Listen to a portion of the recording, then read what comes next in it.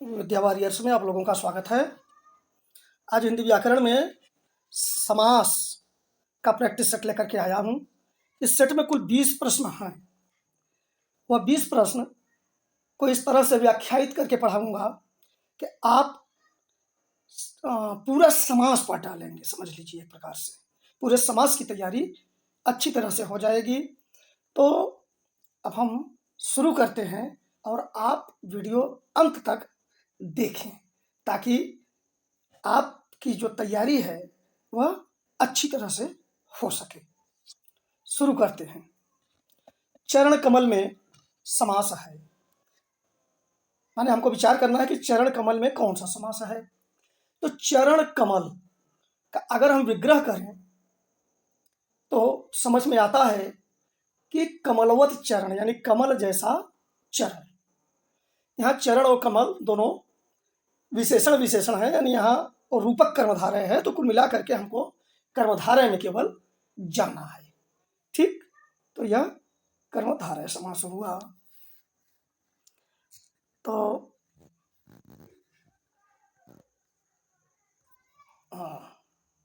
कर्मधारय समास। अगला प्रश्न देखते हैं। चौराहा में समास है। चौराहा का मतलब चार राहों का समूह। तो चार राहों का समूह, चार जो है वह विशेषण बन गया है, यानी यहाँ चौ जो है वह संख्यावाची विशेषण है। और संख्यावाची विशेषण पहला पद किसमें होता है? द्विगु समास में, यानी इसमें द्विगु समास हुआ। अगला प्रश्न लेते हैं। यथा रुचि में समास है। अब यहाँ देखिए, यथा रुचि में थोड़ा प्रिंटिंग मिस्टेक है। यहाँ ऊ की मात्रा जो है वो लघु होनी चाहिए, दीर्घ छप गया है। तो यथा रुचि में समास है। अब यथा रुचि का क्या अर्थ होता है? यथा का प्रयोग किसमें होता है? यथा, उप, प्रति, निर, इन सब का प्रयोग अव्ययी भाव समास में होता है। ये शब्द अव्ययी हैं। ठीक, तो इनको देख करके ही हम समझ सकते हैं कि यह अव्ययी भाव समास है। यथा रुच क्या मतलब? रुच के अनुसार। इसका समास विग्रह होगा रुच के अनुसार। तो अव्ययी भाव समास हुआ इसमें। चौथा प्रश्न लेते हैं। कर्मधारय समास का उदाहरण इसमें है। देखिए, इस टाइप के प्रश्न आप जरूर ध्यान से पढ़ें, क्योंकि जितने विकल्प उतने समास आएंगे और एक तरह से आप दोहरा लेंगे सारी चीजों को, क्योंकि इसमें मैं एक एक विकल्प समझाऊंगा। तो कर्मधारय समास का उदाहरण है जैसे गगनचुंबी। अब गगनचुंबी का मतलब होता है कि गगन को चूमने वाला है, जो गगनचुंबी। ठीक, ये भाग जाएगा बहुव्रीहि समास में। गगन को चूमने वाला है जो, और यहां हमें कर्मधारय समास समझना है। ठीक, तो यह बहुव्रीहि में चला जाएगा। तो यह बहुव्रीहि हो जाएगा।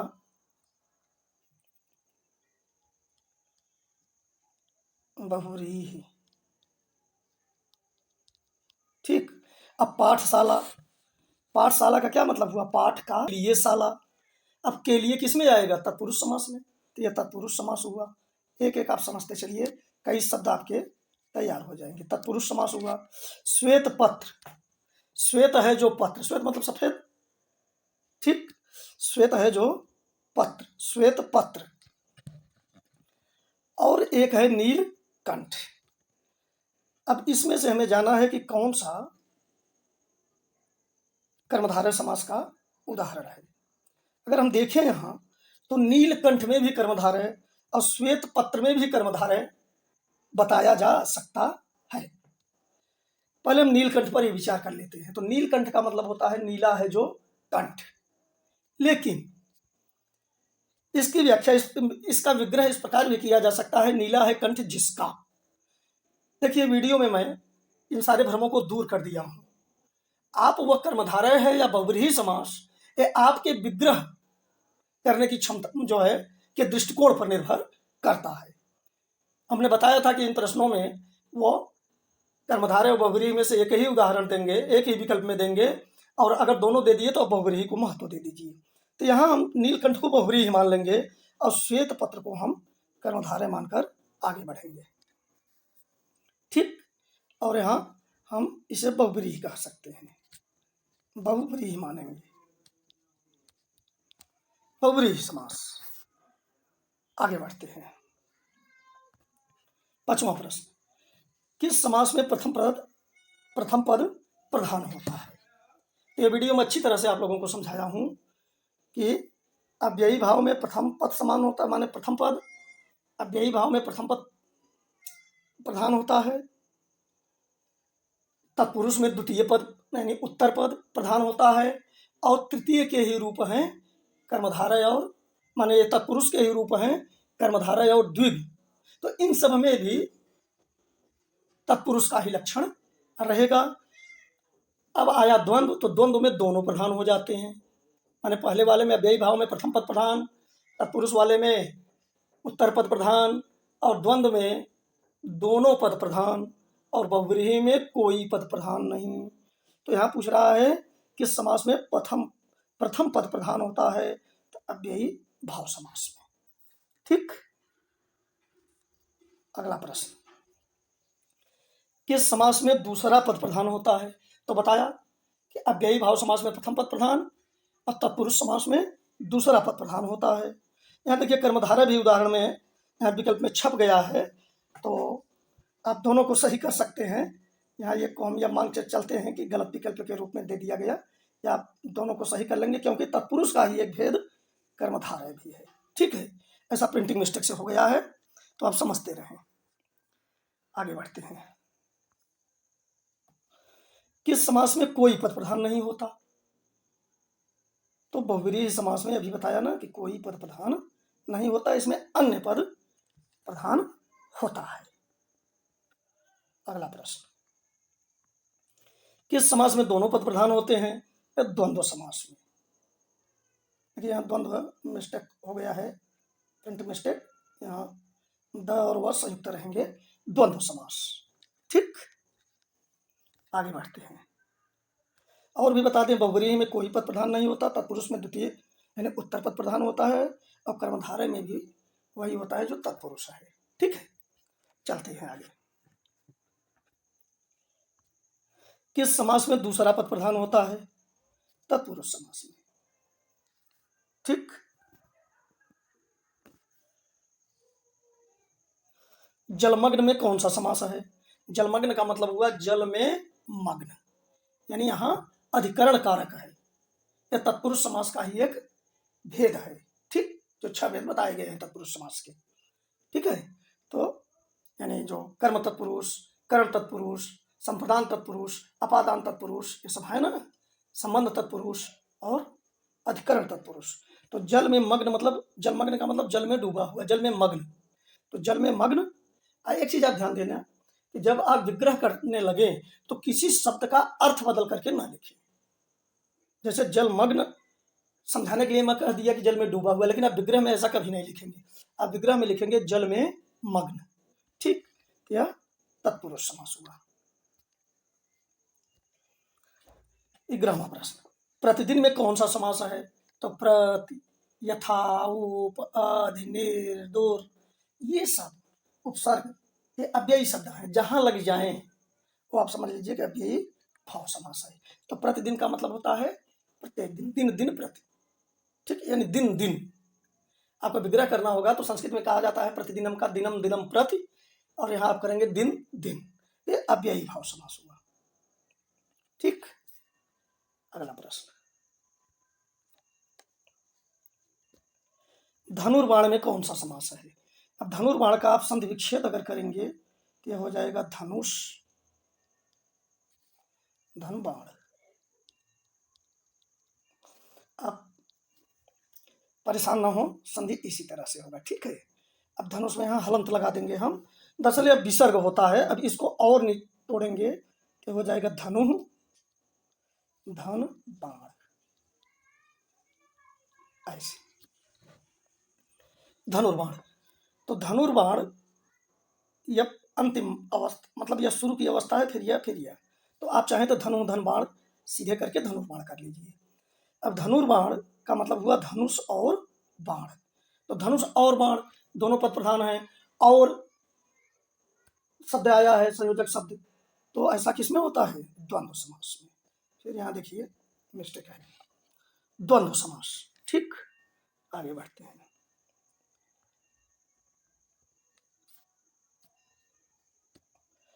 शोकाकुल में कौन सा समास है? शोकाकुल, शोकाकुल को अगर आप समझेंगे, विग्रह करेंगे तो क्या होगा? शोक से आकुल, शोक से आकुल। तो शोक से आकुल यह करण तत्पुरुष होगा। ठीक, करण में, जिसमें से के द्वारा होता है, जिसका पश्चात यानी चिन्ह। ठीक है, तो इसमें तत्पुरुष समास हो जाएगा, तृतीय तत्पुरुष। 14वां लेते हैं, धनंजय में कौन सा समास है? अब धनंजय का क्या मतलब हुआ? धनम जयति स धनंजय, यानी धन को जीतने वाला जो है। अब धन को जीत लिया है जो, तो यह बहुव्रीहि समास में चला जाएगा। ठीक, आगे नीलोत्पल में कौन सा समास है? नीला है जो उत्पल, नीला है जो उत्पल, उत्पल का मतलब कमल। तो नीला यहां विशेषण हो गया, किसका? उत्पल का। और ऐसा किसमें होता है? कर्मधारय समास में। ठीक, तो यह कर्मधारय समास होगा। अगला कोई प्रश्न, पर्णकुटी में कौन सा समास है? पर्णकुटी का मतलब क्या हुआ? पर्ण की कुटी, पर्ण मतलब पत्ता, यानी पत्ते की कुटी, पर्ण की कुटी। तो यह षष्ठी तत्पुरुष हो जाएगा। ठीक, तो यहां तत्पुरुष समास होगा। 17वां, देव जो महान है, यह किस समास का उदाहरण है? अब देव जो महान है, बात समझ में आ रही है ना? देव जो महान है, या आप कह सकते हैं महान है जो देव, यानी महादेव। तो यह महान क्या है? विशेषण है, किसका? देव का। और ऐसा किसमें होता है? कर्मधारय समास में। ठीक, अगला प्रश्न लेते हैं,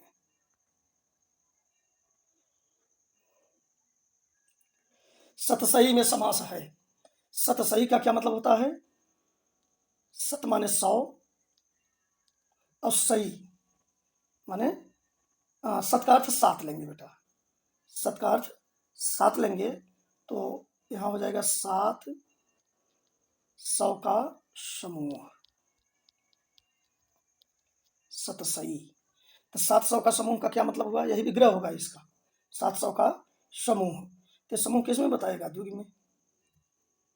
ठीक, जिसमें एक संख्यावाची विशेषण होता है, वह है 700। ठीक, आगे बढ़ते हैं। धीरे धीरे में समास है। धीरे धीरे, देखिए ये जब कुछ स्पेशल समास आते हैं तो वहीं मजा आता है, वहीं दिमाग लगाना पड़ता है। अब ये धीरे धीरे, अगर आपको थोड़ा सा गहराई में जानना है तो आप प्लेलिस्ट में जाकर के वीडियो देख लीजिए। आप जितने भी ऊंचे स्तर की परीक्षा देना चाहेंगे, सबकी तैयारी उस छोटे से वीडियो में हो जाएगी। तो धीरे धीरे में समास है। अब यहाँ धीरे धीरे शब्द अव्यय है। अव्यय वे शब्द होते हैं जिन पर वचन का या लिंग का, इन सबका प्रभाव नहीं पड़ता है। तो धीरे धीरे में अव्यय है, इसलिए इसमें अव्ययी भाव समास होगा। ठीक, जैसे बताए थे, दिनों दिन, रातों रात, धकाधक। ठीक, तो यहां अव्ययी भाव समास हो जाएगा। जलधि में समास है। अब जलधि, जलधि का मतलब हम जानते हैं क्या होता है? समुद्र। यहाँ पर्यायवाची नहीं बनाना है बेटा हमको, यहाँ हमको समझना है कि इसमें समास कौन सा है। ठीक, तो जलधि का मतलब होता है जल का अधिक, जल का अधिप, अधिप मतलब राजा। और ये जब अलग से आकर के जैसे सुखद, और ये सब उदाहरण मैं बताया हूँ आप लोगों को, ये तत्पुरुष होता है, जैसे सुखद सुख को देने वाला। जलधि, जल का अधिप, यानी यह हो जाएगा तत्पुरुष समास। ठीक, आशा है आप अच्छी तरह से समझे होंगे। और अब इसी तरह से जो भी ग्रामर हिंदी में पढ़ाता जाऊंगा, प्रैक्टिस सेट उनके लिए देता जाऊंगा। आप अगर जुड़े रहेंगे तो आप